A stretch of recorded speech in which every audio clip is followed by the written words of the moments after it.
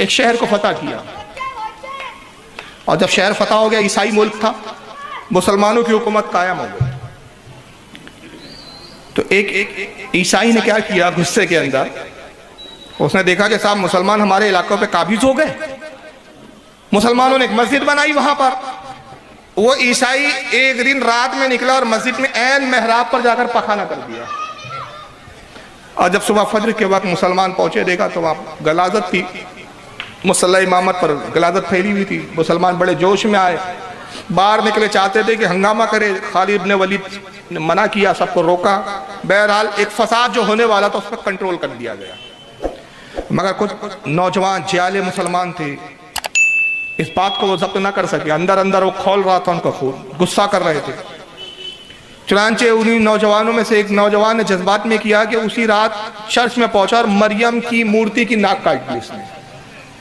مریم کی مورتی رہتی ہے چرچوں میں، مورتی کی ناک کاٹ دی اس نے، اور تختی لگا دی کہ یہ جو ہماری مسجد میں غلاظت کی گئی تھی یہ اس کا بدلہ ہے۔ عیسائی جب اپنے چرچ میں آئے، اتوار کا دن تھا، انہوں نے دیکھا مریم کی مورتی کی ناک کٹی ہوئی ہے، صاف تلوار سے کٹی ہوئی دکھ رہی ہے، ہنگامہ کر دیا، فساد برپا کر دیا، شور و گل ہوا صاحب، اسلامی فوجیں آئی، ماحول پر کنٹرول کیا گیا، کرفیو نافذ ہو گیا، بہت سارے عیسائیوں کے جو رہنما تھے، پادری تھے، بشپ تھے، خالد بن ولید کی عدالت میں پہنچے، کہا کہ اے مسلمانوں کے امیر، اب آپ ہمارے بھی امیر ہیں، ہم آپ کی ضمانت میں ہیں، ہم نے جزیہ دینا قبول کیا ہے آپ کو، ہماری عبادت خانوں کی حفاظت بھی اب آپ کے ذمہ ہے، ہمارے ساتھ یہ ظلم ہوا، ہم نہیں جانتے کہ کس نے جو ہے غلاظت کی مسجد میں، اگر باخدا ہم جانتے تو ہم خود اس کو سزا دیتے،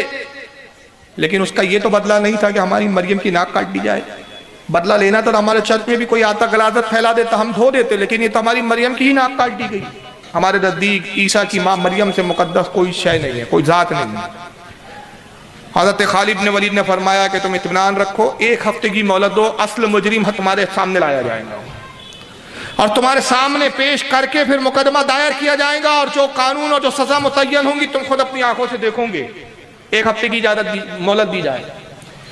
اطمینان دلایا، وہ لوگ چلے گئے، ایک ہفتے تک بڑی تحقیق اور تفتیش کی گئی، لیکن اصل مجرم سامنے نہیں آیا، پتہ نہیں چل پایا کون شخص تھا، کون نوجوان تھا، کون وہ آدمی تھا جس نے جا کے وہ ناک کاٹی ہے مریم کی مورتی کی۔ ایک ہفتہ گزر گیا، سارے پادری اور بشپ پہنچے، وعدے کے مطابق اس وقت پہ پہنچے جو وقت متعین کیا گیا تھا، اور اس امید کے ساتھ پہنچے کہ آج ہم اپنا مجرم بھی دیکھیں گے، اور آج ہم یہ بھی دیکھیں گے کہ خلیج گورنر صاحب جو ہے، امیر صاحب جو ہے، مسلمانوں کے امیر آج کیا فیصلہ دیتے، کیا انصاف کرتے۔ جب عدالت میں پہنچے تو نہ مجرم تھا اور نہ کوئی مقدمے کی بات تھی، انہوں نے کہا مجرم ہمارے سامنے دکھایا جائے، کون وہ بدبخت ہے جس نے ہماری مریم کی مورتی کی ناک کاٹی۔ خالد بن ولید نے فرمایا مجھے افسوس ہے کہ ہم ایک ہفتے میں مجرم کو تلاش نہ کر سکے، میں ایک ہفتے کی اور مزید مہلت چاہتا ہوں۔ پادریوں نے اور عیسائیوں نے شور مچانا شروع کر دیا اور کہا کہ ہم جانتے ہیں کہ یہ کام آپ سے ہوگا نہیں، وجہ یہ ہے کہ مریم کی مورتی کی ناک کاٹنے والا خود مسلمان ہے، لہٰذا آپ اپنی قوم کا آدمی ہے اس لیے اس کو بچا رہے ہیں۔ آپ نے قسم کھائی، یقین دلایا، پادری نہیں مانے، شور و گل ہوا۔ جب وہ دیکھا کہ یہ کسی طرح مطمئن نہیں ہو رہے تو خالد بن ولید نے فرمایا ٹھیک ہے، انصاف آج ہی ہوگا، فیصلہ آج ہی ہوگا۔ اور کیا فیصلہ کیا خالد بن ولید نے؟ تلوار نکالی اور جو ان کا بڑا بشپ اور پادری سامنے کھڑا تھا اس کے ہاتھ میں دی، کہا سنو، اس ملک میں چرچ کے اندر تمہارے نزدیک سب سے مقدس مریم کی وہ مورتی تھی، اور مسلمانوں کے اس پورے لشکر میں سب سے مقدس سب سے محترم میری ذات ہے، مریم کی مورتی کی ناک کا بدلہ یہ ہے کہ تم میری ناک کاٹو، یہی اس کا بدلہ ہے۔ پادری کے ہاتھ میں تلوار ہے، ایک لمحے سوچتا ہے کہ خالد بن ولید کی ناک کاٹوں، کیا یہ انصاف کا تقاضا ہے؟ کیا مریم کی مورتی کی ناک کا بدلہ ہو سکتا ہے کہ خالد بن ولید کی ناک کاٹی جائے؟ آپ نے اپنے چہرے کو آگے کر دیا، تلوار ہاتھ میں، مسلمانوں کی چیخیں نکل گئی، چبی بھیڑ سے وہ نوجوان آگے آیا، روتا ہوا آتا ہے، خالد بن ولید کے پیروں میں گر گیا، کہا کہ میرے امیر، وہ مجرم میں ہوں، اور وہ کہتا ہے کہ میرے امیر کو چھوڑ دو، تمہاری مریم کی مورتی کی ناک کاٹی گئی، اس کا بدلہ یہ ہے کہ میری ناک کاٹ لو۔ عیسائیوں نے کہا نہیں، اب تمہاری انصاف اور محبت کی تلوار نے ہمارے دلوں کو کاٹ دیا ہے، اب ہمیں نہ تمہاری ناک کی ضرورت ہے نہ خالد بن ولید کی، بلکہ اب ہمیں ضرورت ہے کہ ہم ایسے مقدس مذہب میں داخل ہو جائے، کلمہ پڑھاؤ کہ ہم اسلام میں داخل ہو جائے۔ یہ وہ انصاف تھے، یہ وہ عدلیہ تھی کہ تمہارے اگر دلوں کو اگر سکون مل سکتا ہے تو ہم حاضر ہیں اس کے لیے۔ اس طرح کے جب انصاف قائم کیے گئے تب اسلام پھیلا ہے بھائی۔ شیر شاہ سوری ہندوستان میں حکومت کی ہے، بدنام کیا ہے ان بادشاہوں کو، ان لوگوں نے تاریخوں کو مسخ کرنے کی کوشش کی ہے، جن کی اپنی تاریخ کے خود وجود نہیں ہے، وہ آج ہماری تاریخوں کو بدلنے کی کوشش کرے۔ جناب ہماری تاریخ تو اتنی محفوظ ہوتی ہے کہ ہمارے ہاں تاریخ نہیں دیکھی جاتی، تاریخ سے پہلے راوی دیکھا جاتا ہے۔ ہمارے ہاں تاریخ تو ایسی محفوظ ہوتی ہے، ہسٹری ایسی محفوظ ہوتی ہے کہ ہم یہ نہیں دیکھتے کہ بیان کرنے والا کون ہے، پہلے یہ نہیں دیکھتے کیا بیان کیا جا رہا ہے، یہ بھی دیکھتے کہ بیان کرنے والا خود کتنا اچھا ہے۔ تو ہمارے یہاں جو تاریخیں آتی ہے پختگی کے ساتھ آتی ہے۔ شیر شاہ سوری ہندوستان میں بادشاہت رہی ان کی، سوری خاندان کی، مغلوں سے پہلے، اس کے بعد پھر مغل آئے ہیں۔ شیر شاہ سوری کی عدالت میں شخص حاضر ہوتا ہے، کسان ہے، غریب، بامشکل حاضری کی اس کو موقع ملا، کہتا ہے بادشاہ میں فریاد لے کر آیا ہوں۔ شیر شاہ سوری نے فرمایا بتاؤ کیا تیرا معاملہ ہے، کیا فریاد ہے تیری؟ کہا حضور میری ایک بیٹی ہے، بڑی جوان ہے، بڑی حسین ہے، بہت خوبصورت ہے، میں کسان ہوں، غریب ہوں، مسکین ہوں، اور جس گاؤں اور جس علاقے میں میں رہتا ہوں وہاں کا ایک بہت بڑا کوئی آپ کی فوج کا جنرل معلوم ہوتا ہے، میں نہیں جانتا اس کا عہدہ کیا ہے کیونکہ میں کچھ پڑھا لکھا نہیں ہوں، حکومت کے معاملات میں نہیں جانتا، لیکن جس قسم کا وہ زرین لباس پہنتا ہے اور جس شان و شوکت کے ساتھ وہ اپنے لشکر کے ساتھ نکلتا ہے، ساتھ میں فوج ہوتی ہے، وہ ہاتھی پہ سوار ہوتا ہے، تو اس سے میں نے اندازہ لگایا کہ وہ آپ کی حکومت کا کوئی بہت بڑے عہدے پر فائز شخص ہے۔ ہوا یہ کہ حضور ایک مرتبہ وہ ہاتھی پہ سوار جا رہا تھا، میری بیٹی اپنے گھر کے غسل خانے میں نہا رہی تھی جس پر چھت نہیں تھی، اس نے میری بیٹی کو برہنہ نہاتے ہوئے دیکھ لیا، میری بیٹی کے حسن پہ فدا ہو گیا، اور اس کے بعد سے روز آتا اور دھمکی دیتا اور کہتا ہے کہ تیری بیٹی کا نکاح میرے ساتھ کر دیں۔ وہ مسلمان، ہم ہندو دھرم کے ماننے والے،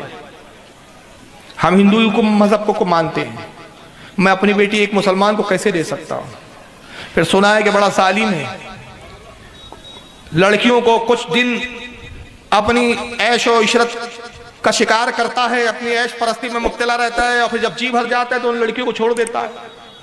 یقیناً میری بیٹی کے بھی ساتھ وہی کرے گا، اس کا مذہب الگ، حضور ہمارا مذہب الگ، میں اپنی بیٹی نہیں دے سکتا۔ میری بیٹی روتی اور کہتی ہے کہ اگر وہ نوبت آئی کہ اس کے ساتھ جانا پڑا اس سے پہلے میں خودکشی کر لوں گی۔ شیر شاہ سوری نے ماجرا سنا، کہا اچھا تم عہدہ نہیں جانتے کس عہدے پر ہے وہ؟ اس کا نام کہا، حضور میں نام بھی نہیں جانتا۔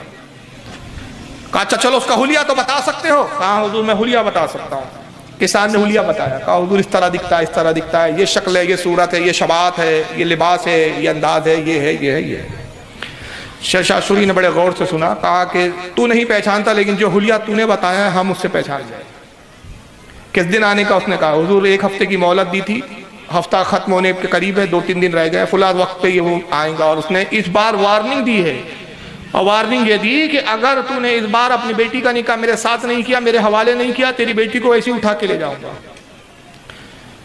شیر شاہ سوری نے کہا کہ ٹھیک ہے، اس کا آنے کا جو وقت ہے اس سے پہلے ہم خود پہنچ جائیں گے، اور یہ فیصلہ بادشاہ خود کرے گا، سپاہیوں کو گرفتار کرنے نہیں بھیجا جائے گا، بادشاہ خود یہ فیصلہ کرے گا۔ بادشاہ اس وقت مقررہ سے پہلے خود پہنچ گیا۔ شیر شاہ سوری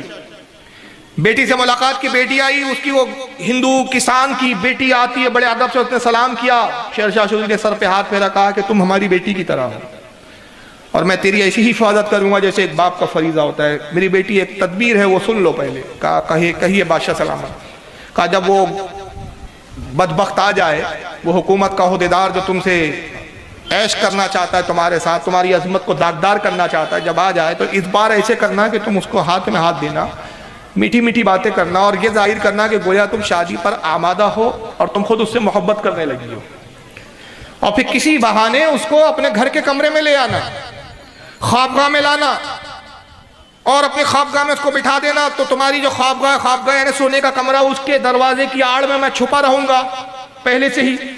اس کو پھر اپنے بستر اور پلنگ پہ بٹھا دینا اور محبت بھری باتیں کرنا، پھر اسی درمیان موقع پا کے چراغ کو گل کر دینا۔ بس تمہیں اتنا کرنا، باقی اس کے بعد میرا کام۔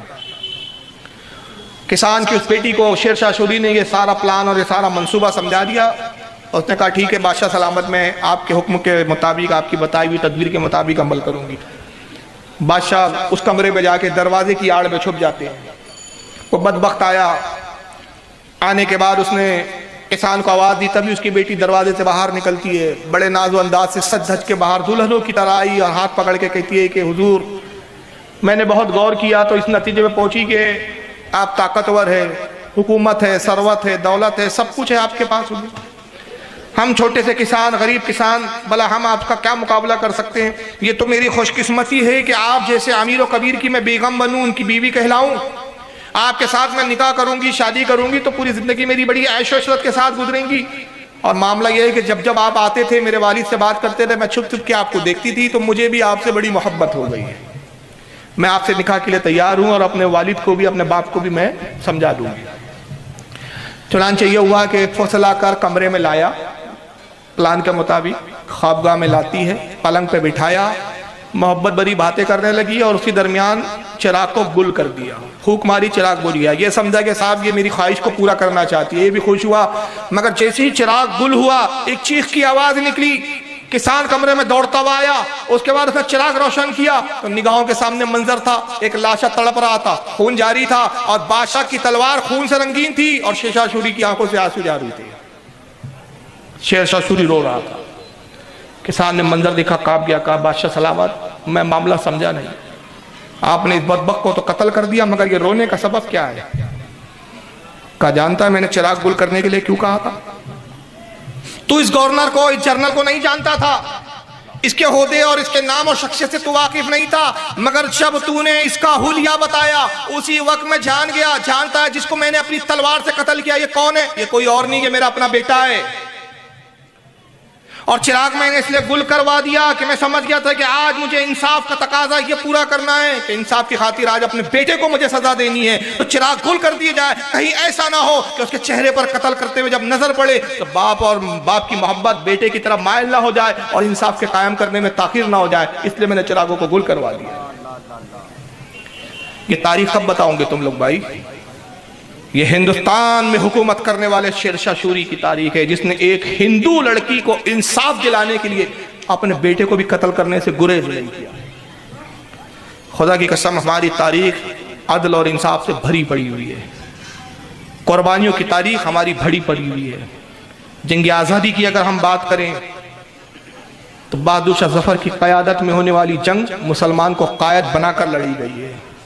جنگ آزادی کا تصور اگر کسی نے دیا ہے کہ انگریزوں کو ہندوستان سے بھگایا جائے، وہ تاریخ کا کوئی اگر سورما، وہ کوئی تاریخ کا ہیرو نظر آتا ہے، ٹیپو سلطان ہے، جس نے کہا انگریزوں سے لڑوں گا، میں اس وقت تک لڑوں گا، ان کی غلامی قبول نہیں کروں گا، کیونکہ غلامی ایک گیدڑ کی زندگی ہے، اور گیدڑ کی 100 سال کی زندگی سے شیر کی ایک آزاد زندگی ایک بہتر ہے، جس کا سلوگن یہ بن گیا۔ وہ علامہ فضل خیر آبادی جس نے انگریزوں پہ جہاد کا فتویٰ دے کے کالا پانی کی سزا کو قبول کیا، وہ حضرت علامہ سید کفایت علی کافی رحمت اللہ تعالیٰ علیہ جنہوں نے مراد آباد میں 1857 میں انگریزوں کے خلاف لڑا، میدان میں اترے، تلوار بھی چلائی، فوج کو بھی ایک منظم طریقے سے قائم کیا، اور نتیجہ کیا ہوا؟ مراد آباد کی جیل کے سامنے ان کو بھرے مجمع میں ان کو پھانسی دی گئی تھی۔ 7000 علماء اکرام 1857 کی انقلاب کے بعد 7000 علماء تھے، عوام نہیں تھی، عوام کی گنتی نہیں ہے، قائدین تھے، علماء کی جماعت تھی 7000 کی، جو لال قلعے کی چھت پر جن کو پھانسی کے تختوں پہ لٹکایا گیا تھا۔ تو ہم تو صرف ایک دو نام لے لیتے ہو، بہت احسان کرتے ہو تو اشفاق اللہ کا نام لے لیتے ہو، لیکن تاریخ کے اوراق بھرے پڑے ہیں۔ مولانا کفایت اللہ، سید کفایت علی، مولانا ہدایت رسول، علامہ رضا علی، یہ ایسے ایسے نام ہیں کہ اگر اس پہ میں بات کروں لیکن وقت نہیں ہے۔ چلیے وقت ہو گیا کیونکہ 10 بجے کی پرمیشن تھی۔ اللہ تعالیٰ آج کے اس مختصر بیان کو قبول کریں، اور جو کچھ بھی بیان کیا گیا اس پہ سمجھنے اور عمل کرنے کی توفیق عطا فرمائے۔ پروردگار عالم آج کی بزم کو قبول فرما کے ہندوستان میں امن و سکون قائم فرما دے، اور رب قدیر ہمارے ملک ہندوستان کو امن کا گہوارہ بنا دے۔